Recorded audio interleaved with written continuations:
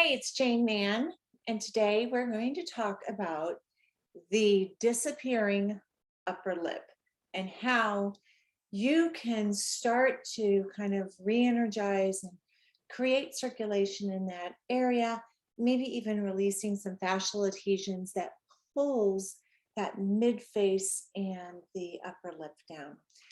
So we all see it.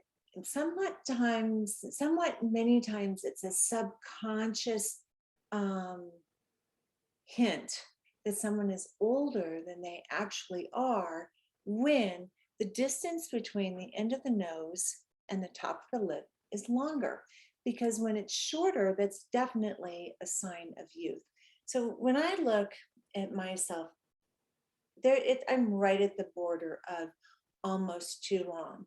And if that's the case, and this is something that you're struggling with, there are so many surgeries now. It's called like a bullnose surgery, and they go in right underneath the edge of the nose, and it kind of like creates an incision, and they lift this up, and this increases or lifts up the vermilion border. But if you're kind of right on the line with me, like you really kind of just have to weigh your chances on surgery and what you want to spend your money on. Sometimes you can release the fascia and you can create a microcirculation that actually looks more natural and youthful than getting filler. So the first thing that I like to do anytime that I use the Anma is I always just go over the entire face, just kind of creating overall circulation. So this is just a really nice way. You can crosshatch going up and down. You can go to the side. And again, we're going very, very superficial, and we're just creating more of a kind of overall microcirculation. Next, though, I love to use the spine of the Anma. And the first thing I do is I kind of align the spine with the natural lay of the nasolabial fold. So you can feel when you put your finger in there that there's your cheekbone, and you've got the zygomatic muscles, right? And then you've got your cheekbone.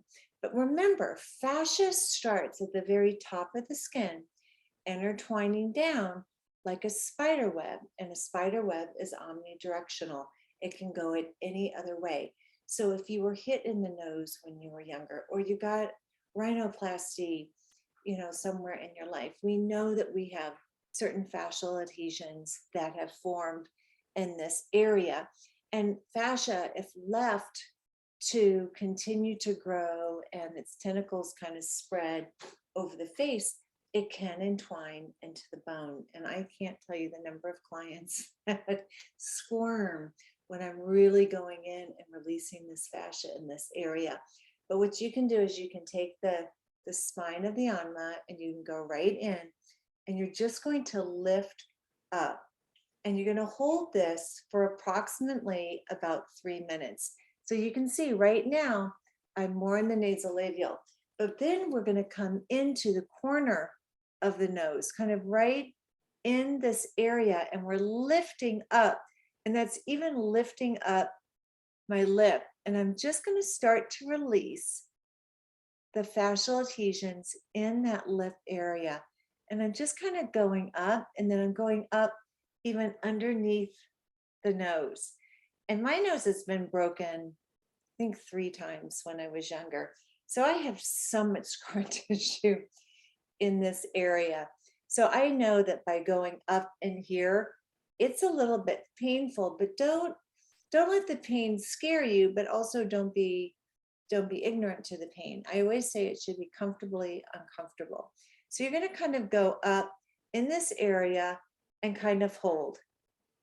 And you may even feel it underneath the gums inside. And then you're going to do the same thing to the other side, kind of lifting up and then coming to this lip area and lifting.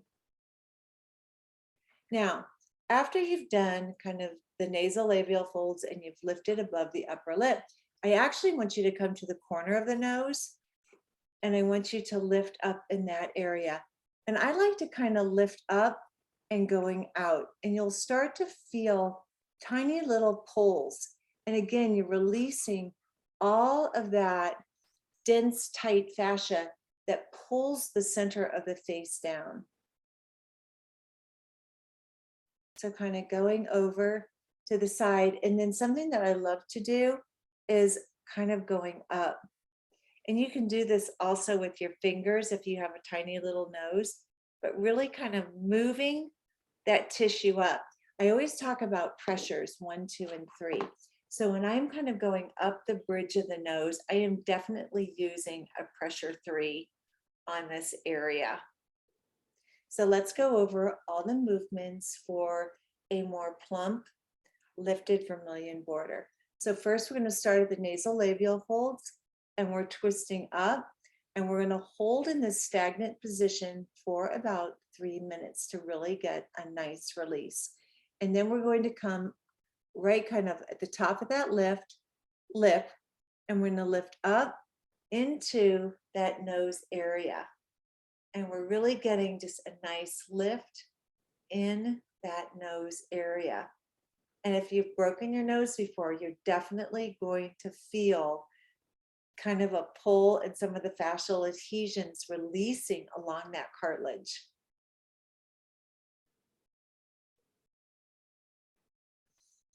And you can even see how that lip has already lifted just by kind of lifting and releasing all of that tension that pulls down. And then we're going to take the Anma, we're going to go up the bridge of the nose, releasing all of that area. So give this a shot. Let me know in your comments how you like it, if you've tried it. And I promise you, if you do this at least 2 to 3 times a week, you will really start to see a difference in the plumping of the lip and the lifting of this like lower mid face. Until my next video, happy Anma.